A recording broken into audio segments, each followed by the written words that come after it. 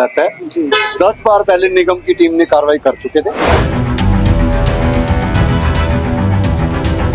आज हमने traffic police की मदद के साथ लगभग आज मुझे लगता है 50-100 चालान कटेंगे।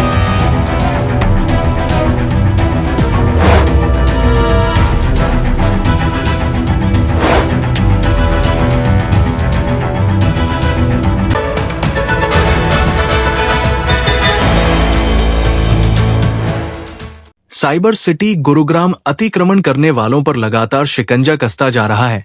लगातार अतिक्रमण को खत्म करने के लिए जिला नोडल अधिकारी डीटीपी आरएस भाट कार्रवाई कर रहे हैं। अगर आकलन किया जाए तो काफी हद तक सुधार आया है। सिलसिलेवार तरीके से अतिक्रमण को हटाया जा रहा है। सदर बाजार की बात करें तो लगातार वहां पर दुकानदारों से रेहड़ी वालों से कई बार वार्तालाप कर अतिक्रमण न करने के लिए कहा गया है, लेकिन उसके बावजूद भी जो लोग अतिक्रमण करने से बाज नहीं आ रहे हैं, उनके खिलाफ आज नोडल अधिकारी आरएस भाट अपने अंदाज में नजर आए और तमाम जो अवैध रूप से रेहड़ियां लगी थी उनको कब्जे में लेकर जेसीबी से चकनाचूर कर दिया गया। देखिए, हमने काफी दिनों के बाद तो नहीं की एनक्रोचमेंट ड्राइव्स। हम कहीं ना कहीं मानेसर में लगे हुए थे, कोई नेशनल इवेंट था, उसमें हम नगर निगम कमिश्नर गुरुग्राम और मानेसर के आदेश थे, वहां पर हमने कुछ कार्रवाई करनी। और आज जो है लोगों की कंप्लेंट्स ज़्यादा थी कि गुरुद्वारा रोड के ऊपर बहुत ट्रैफिक रहता है जी। 10 बार पहले निगम की टीम ने कार्रवाई कर चुके थे, लोगों को समझाया गया, लेकिन आज हमने थोड़ी सी सख्त कार्रवाई की है। मेरे को उम्मीद है कि लोग थोड़ा अपने आप में सुधार लाएंगे। सब्जी मंडी विजिट की गई, 70-80% सुधार है, बहुत बढ़िया। ट्रंक मार्केट विजिट की, 70-80% सुधार है, बहुत बढ़िया जी। सदर बाजार 70% सुधार है, 80% है, बहुत बढ़िया। आज हम बड़ा बाजार में कार्रवाई कर रहे हैं। बीच में सेंटर वर्ज में भी लोग गाड़ियां लगा जाते थे, साइड पर भी लोग गाड़ियां लगा जाते हैं, मटेरियल बाहर रखते हैं, स्पेस बहुत कम अवेलेबल है। ये बड़ी रोड है, बड़ा बाजार है तो बड़ी रोड भी है। तो हमने इनको पहले 1-2 बार समझाया और हमने नो पार्किंग के बोर्ड लगवाए।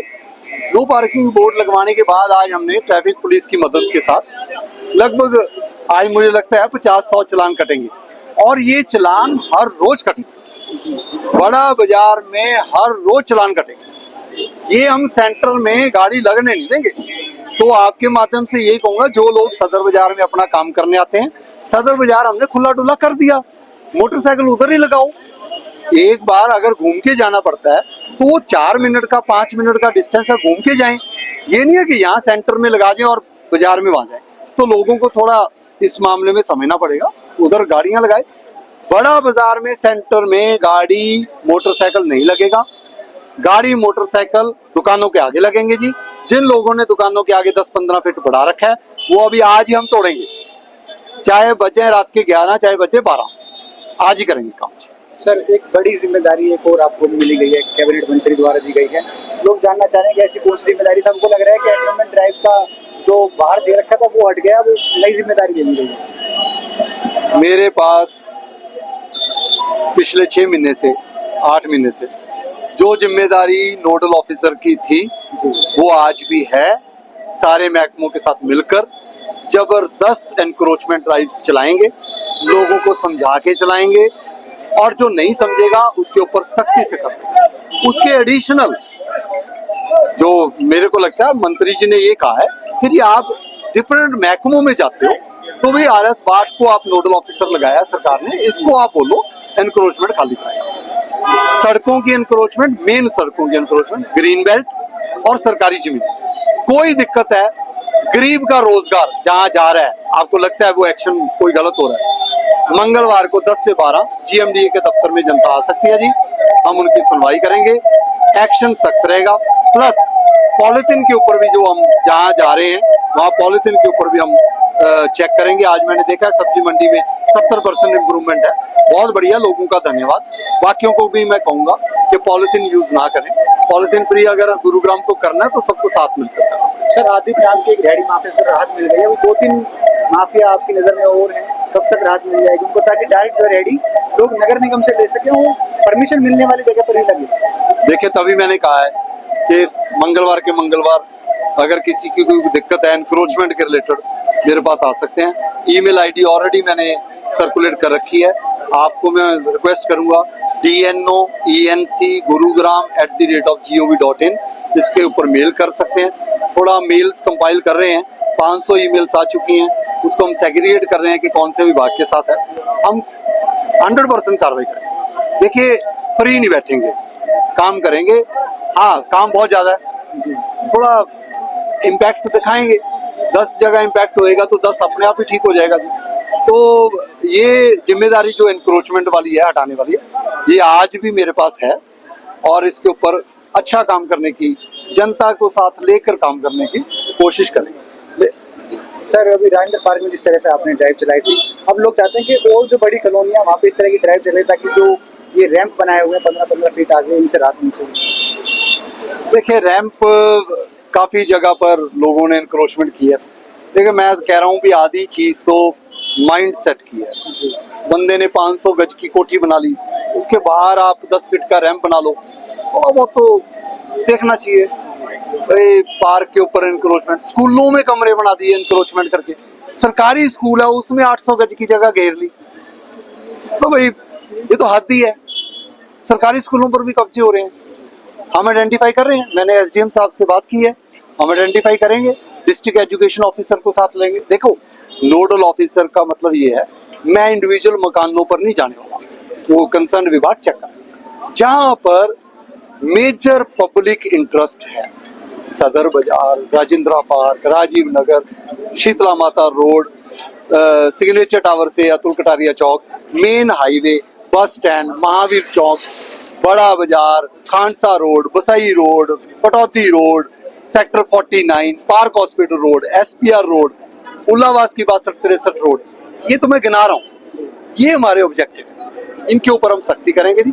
सरकारी जमीनों पर कब्जे हटेंगे। मैं 21 सेक्टर में दोबारा जा रहा हूँ, 28 एकड़ हमने खाली कराई है, अभी भी कुछ जमीन वो खाली नहीं कर रहे। भाई, बर्दाश्त नहीं करेंगे एनक्रोचमेंट।